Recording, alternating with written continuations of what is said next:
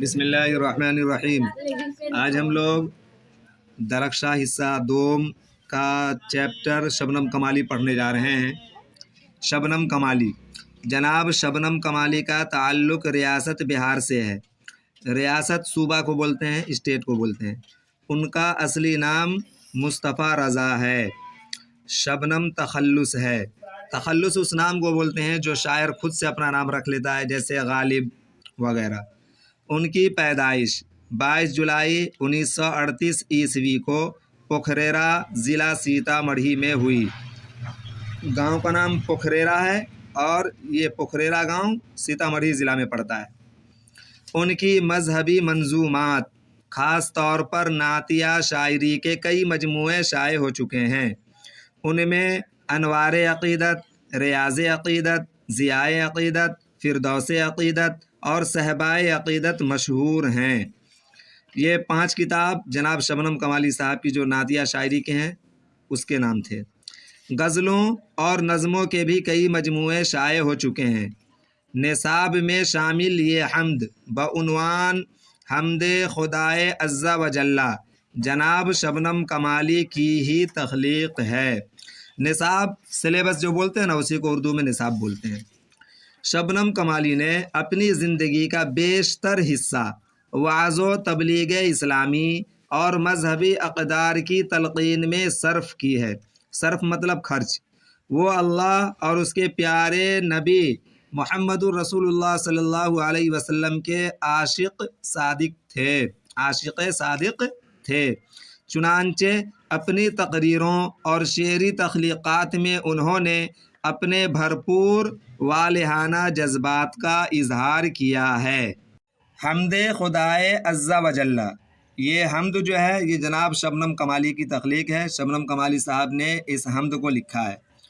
خالق دو جہاں ہے تو، عزت ذوالجلال ہے، یکتا ہے تیری ذات پاک، عالی و بے مثال ہے، تیرے ہی باب فیض سے ملتا ہے دو جہاں کو رزق، سب کی حیات و موت کا مولا تجھے خیال ہے، قدرت خاص کا تیری عکس ہے بزم کائنات، کون و مقام جلوہ گر تیرا ہی ایک جمال ہے، قائم ہے تیرے حکم سے آج بھی نظم زندگی، تیرے سوا کہیں ملے تو یہ زندگی محال ہے، صاحب عقل و فہم کو ناز ہے تیری ذات پر، نام سے تیرے دو جہاں واقف حال و قال ہے، لاکھ برس اگر کوئی حمد و ثنا تیری کرے، ہو سکے حق ادا تیرا ممکن نہیں محال ہے، ظلمت دہر میں ہمیں نور سحر کی ہے تلاش،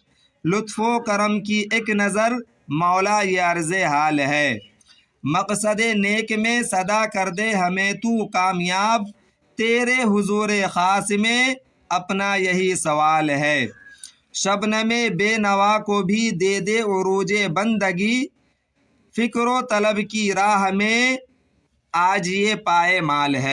ابھی ہم نے جناب شبنم کمالی صاحب کے حالات زندگی اور ساتھ ہی ساتھ انہوں نے جو یہ حمد لکھا ہے حمد خدائے عز و جل، اس کو صحیح سے یاد کر لیجئے گا۔ حمد خدائے عز و جل ایگزام میں معروض سوالات جو ہوتا ہے جس کو آبجیکٹو بولتے ہیں اس میں دے دیتا ہے کہ جناب شبنم کمالی کا کون سا حمد ہے یا کون سی نظم ہے، اس میں حمد خدائے عز و جل، حمد عز و جل، خدائے حمد عز و جل، اس طریقے سے جو ہے الفاظ ڈال دیے جاتے ہیں، اور بچے جن کو یہ چیز پتہ نہیں تو وہ اس چیز کو دیکھ کر کے کافی پریشانی میں مبتلا ہو جاتے ہیں، اور آبجیکٹو والا جو ہوتا ہے نا اس میں بچے غلط گول گول گھیر کر کے آ جاتے ہیں۔ بہرحال خالق دو جہاں، خالق مطلب پیدا کرنے والا، یہاں نیچے آ جائے گا الفاظ معنی میں۔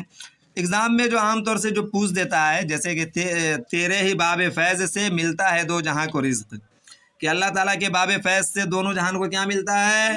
رزق ملتا ہے۔ دیکھیے اس کو دیکھ لیجئے گا۔ اس کے بعد ابھی جو ایگزام ہوا تھا اس سال، اس میں دیا ہوا تھا کہ شاعر کو ظلمت دہر میں کس چیز کی تلاش ہے، تو دیکھیے ظلمت دہر میں ہمیں نور سحر کی ہے تلاش۔ ظلمت اندھیرا کو بولتے ہیں اور نور روشنی کو بولتے ہیں۔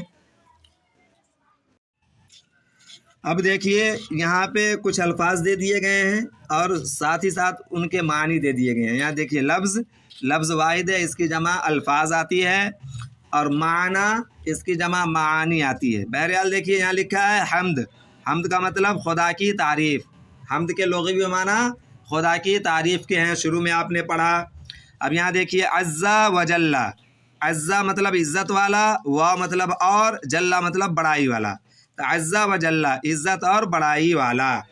ذوالجلال مرتبے والا یا پھر عظمت والا، دونوں کا ایک ہی مطلب ہے. مرتبے والا یا عظمت والا دونوں کا ایک ہی مطلب ہوا. اب دیکھیے ایک لفظ ہے خالق کا معنی ہوا پیدا کرنے والا. خالق ساری کائنات کا کون ہے؟ اللہ تعالیٰ. ٹھیک ہے. نظم کا معنی ہوا انتظام. یکتا کا معنی ہوا اکیلا لا شریک، یعنی جس کا کوئی ساجھی نہ. دیکھیے یہ ہے ثنا کا معنی ہوا تعریف. حمد کا معنی اور ثنا کا معنی دونوں ایک ہی ہے، خدا کی تعریف ہے نا. ثنا مطلب تعریف.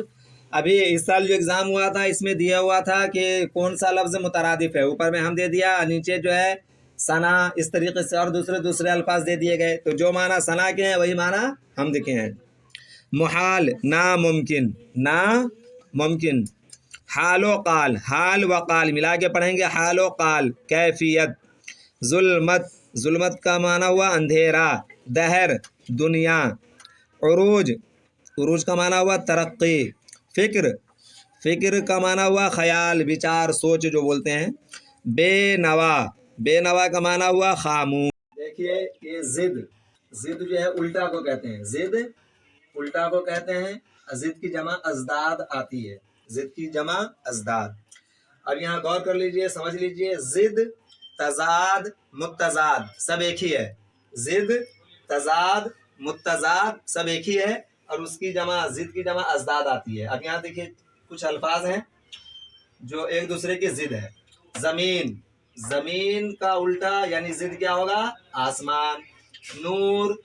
نور کا الٹا ظلمت. نور مطلب روشنی، ظلمت مطلب اندھیرا. انوار کا الٹا یعنی ضد ظلمات.